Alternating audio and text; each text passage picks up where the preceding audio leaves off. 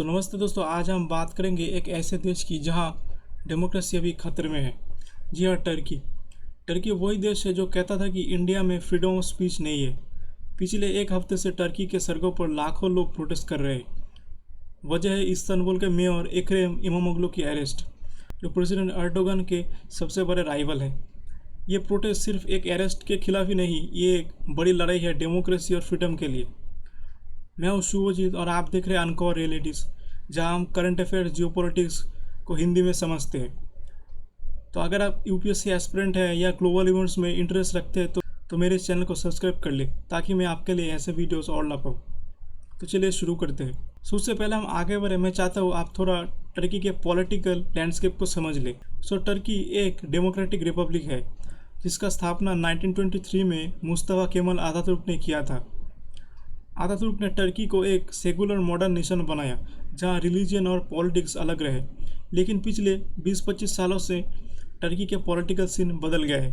तो 2003 में Recep type Erdogan ने पावर में आने के बाद एक स्ट्रॉन्ग लीडरशिप दिखाई।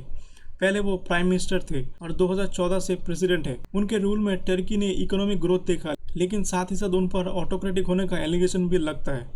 2013 में भी एक ऐसा बहुत ही बड़ा प्रोटेस्ट हुआ था जिसका नाम है गेजी पार्क प्रोटेस्ट, जहां लोगों ने अर्दोगन के इंक्रीजिंग ऑटोक्रेटिक स्टाइल के खिलाफ आवाज़ उठाई थी। पुलिस ने वहां भी बहुत ही ब्रूटल फोर्स यूज़ किया था और ये प्रोटेस्ट टर्की के मॉडर्न हिस्ट्री के सबसे बड़े प्रोटेस्ट माने जाते हैं। लेकिन अर्दोगन ने तब से इस डिसेंट को दबाया है। तो दोस्तों, एक्रम इमामोग्लू है कौन और उनको क्यों अरेस्ट किया गया? तो चलिए देखते हैं इसको। तो इमामोग्लू एक 54 ईयर्स के पॉलिटिशियन है जो रिपब्लिक पार्टी यानी CHP के मेंबर है। CHP टर्की की मेन ऑपोजिशन पार्टी है जो सेकुलर डेमोक्रेसी के प्रिंसिपल्स पर बेस्ड है। तो इमामोग्लू 2019 से इस्तांबुल के मेयर हैं। इस्तांबुल जो टर्की के सबसे बड़े शहर और इकोनॉमिक हब है। 2019 और 2024 के म्युनिसिपल इलेक्शंस में इमामोग्लू ने एर्दोगन की पार्टी AK पार्टी को हराकर इस्तांबुल जीता, जो एर्दोगन के लिए एक बड़ा झटका था, क्योंकि एर्दोगन ने भी अपना पॉलिटिकल करियर यहीं से स्टार्ट किया था, इस्तांबुल से। और लोग इमामोग्लू को 2024 के प्रेसिडेंशियल इलेक्शन में एर्दोगन के सबसे बड़े राइवल के रूप में देखते हैं। लेकिन 19 मार्च 2025 को टर्किश अथॉरिटीज़ ने इमामोग्लू को अरेस्ट कर लिया।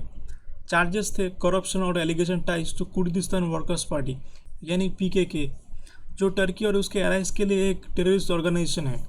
ऑपोजिशन का कहना है कि ये चार्जेस पॉलिटिकली मोटिवेटेड है। ये एक तरीका है इमामोग्लू को 2028 के इलेक्शन से पहले साइडलाइन करने का। तो इमामोग्लू के अरेस्ट के बाद टर्की के सड़कों पर एक तूफान सा आ गया है। 19 मार्च से प्रोटेस्ट शुरू हुए और आज 25 मार्च 2025 तक ये प्रोटेस्ट 55 से ज़्यादा प्रोविंस में फैल चुका है। इस्तांबुल, अंकारा और इज़मिर जैसे बड़े शहरों में लाखों लोग सड़कों पर उतर आए हैं। सबसे बड़ा प्रोटेस्ट 22 मार्च को इस्तांबुल में हुआ, जहां लगभग 3 लाख लोग एक साथ जमा हुए। लोग कह रहे हैं कि ये 2013 के गेजी पार्क प्रोटेस्ट के बाद सबसे बड़ा डेमोन्स्ट्रेशन है। इसमें यूनिवर्सिटी स्टूडेंट्स जैसे मिडिल ईस्ट टेक्निकल यूनिवर्सिटी के स्टूडेंट्स इस मूवमेंट के फोरफ्रंट पर हैं। स्टूडेंट्स ने METU कैंपस पर मार्च किया और पुलिस ने उन पर पेपर स्प्रे और टीयर गैस का यूज़ किया। प्रोटेस्टर्स के बैनर्स पर स्लोगन है जैसे don't be afraid, the people are here और राइट्स, लॉ, जस्टिस। इंटरेस्टिंगली इन प्रोटेस्ट में दोनों आइडियोलॉजीज के लोग शामिल हैं और एक यूनिफाइंग सिंबल के रूप में मुस्तफा केमल आतातुर्क के पोस्टर्स यूज़ हो रहे हैं। लेकिन गवर्नमेंट की रिस्पॉन्स हार्श है। लगभग 1133 लोगों को अरेस्ट किया गया, जिनमें रिपोर्टर्स, इंटेलेक्चुअल, स्टूडेंट्स और भी कई लोग हैं। और सबसे ज़्यादा वायरल तो ये इमेज है। और पुलिस ने टीयर गैस, रबर बुलेट्स और वाटर कैनन्स का यूज़ किया है। तो दोस्तों, क्वेश्चन ये है कि लोग प्रोटेस्ट कर क्यों रहे हैं? ये सिर्फ इमामोग्लू की अरेस्ट के बारे में नहीं है, ये एक बड़ी फ्रस्ट्रेशन का रिजल्ट है। पहला रीज़न तो डेमोक्रेसी का खतरा। अपोजिशन का कहना है कि इमामोग्लू की अरेस्ट एक कू है जो एर्दोगन ने अपने पॉलिटिकल राइवल को हटाने के लिए किया। दूसरा, टर्की की इकोनॉमी। टर्की की इकोनॉमी बहुत ही बुरी हालत में है। फरवरी 2025 में इन्फ्लेशन 39% थी, और जिससे आपको पता ही है एक कंट्री के लिए सबसे बड़ा इंपॉर्टेंट उसका मिडिल क्लास होता है। तो अभी रिसेंट कुछ ईयर्स में टर्की के मिडिल क्लास बहुत ही सफ़र कर रहे हैं एर्दोगन के उल्टे सीधे इकोनॉमिक पॉलिसीज की वजह से। इमामोग्लू की अरेस्ट के बाद टर्किश लीरा एक रिकॉर्ड लो पर गिर गया। सेंट्रल बैंक ने लगभग 10 से 11 बिलियन डॉलर्स खर्च किया करेंसी को स्टेबलाइज करने के लिए, लेकिन लोगों का गुस्सा और भी ज़्यादा बढ़ रहा है। तीसरा, लोग एजुकेशन, हेल्थ केयर और सेकुलर वैल्यूज़ के एक इरोशन से भी परेशान हैं।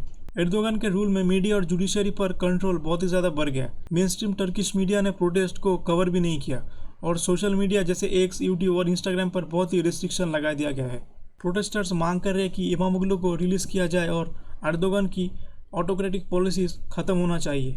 तो दोस्तों, ये प्रोटेस्ट सिर्फ टर्की तक सीमित नहीं है, अभी इंटरनेशनल हो चुका है। इंटरनेशनल कम्युनिटी भी रिएक्ट कर रहा है। यूएई, फ्रांस और जर्मनी ने इमामोग्लू की अरेस्ट की कड़ी निंदा की है और काउंसिल ऑफ यूरोप ने कहा कि ये एक पॉलिटिकल फिगर पर प्रेशर डालने की कोशिश किया जा रहा है। एमनेस्टी इंटरनेशनल ने इसे मैसिव एस्केलेशन कहा है टर्की के डिसेंट के खिलाफ क्रैकडाउन में। टर्किश डायस्पोरा ने भी प्रोटेस्ट किया है। लंदन, बर्लिन और डबलिन जैसे शहरों में लोग सड़कों पर उतरे हैं। इकोनॉमिकली टर्की के लिए ये एक बड़ा झटका है। लीरा 19 मार्च को 12% गिर गया और इन्वेस्टर्स का कॉन्फिडेंस कम हो रहा है। टर्की के सेंट्रल बैंक ने ओवरनाइट रेट बढ़ा दिया इन्फ्लेशन से लड़ने के लिए, लेकिन अगर प्रोटेस्ट ऐसे ही कंटिन्यू होते हैं तो इकोनॉमिक क्राइसिस और भी बुरा हो सकता है। तो दोस्तों, इसका टर्की और दुनिया के लिए क्या मतलब है? टर्की के लिए ये प्रोटेस्ट ऑपोजिशन को एक साथ ला सकता है। 23 मार्च को सीएचपी ने एक सिंबॉलिक इलेक्शन किया जिसमें 1.5 करोड़ लोगों ने वोट किया और इमामोग्लू को अपना प्रेसिडेंशियल कैंडिडेट चुना। लेकिन एर्दोगन की क्रैकडाउन से उनकी पावर और भी ज़्यादा बढ़ सकती है। वो शायद अर्ली इलेक्शंस कॉल कर दे अपने टर्म लिमिट को बाईपास करने के लिए। तो दुनिया के लिए ये एक एग्जाम्पल है डेमोक्रेटिक बैकस्लाइडिंग का, एक ऐसा ट्रेंड जो हम हंगरी, बांग्लादेश, पाकिस्तान जैसे कुछ कंट्रीज में हमेशा देखते हैं। क्या यह प्रोटेस्ट एक बड़ा मूवमेंट बनेगा या एर्दोगन के डिसेंट को और दबा देंगे? ये देखना इंटरेस्टिंग होगा। तो दोस्तों, टर्की के प्रोटेस्ट एक मेयर की अरेस्ट से शुरू हुई, लेकिन ये अब डेमोक्रेसी, फ्रीडम और एक बेहतर फ्यूचर की लड़ाई बन गई है। आपको क्या लगता है, क्या इमामोग्लू की अरेस्ट जस्टिफाइड थी या ये एक डेमोक्रेसी पर अटैक है? कमेंट्स में ज़रूर अपना विचार शेयर करें और अगर आपको ये वीडियो पसंद है तो इसको लाइक, शेयर और सब्सक्राइब करें ताकि मैं आपके लिए ऐसे वीडियोस और ला पाऊँ।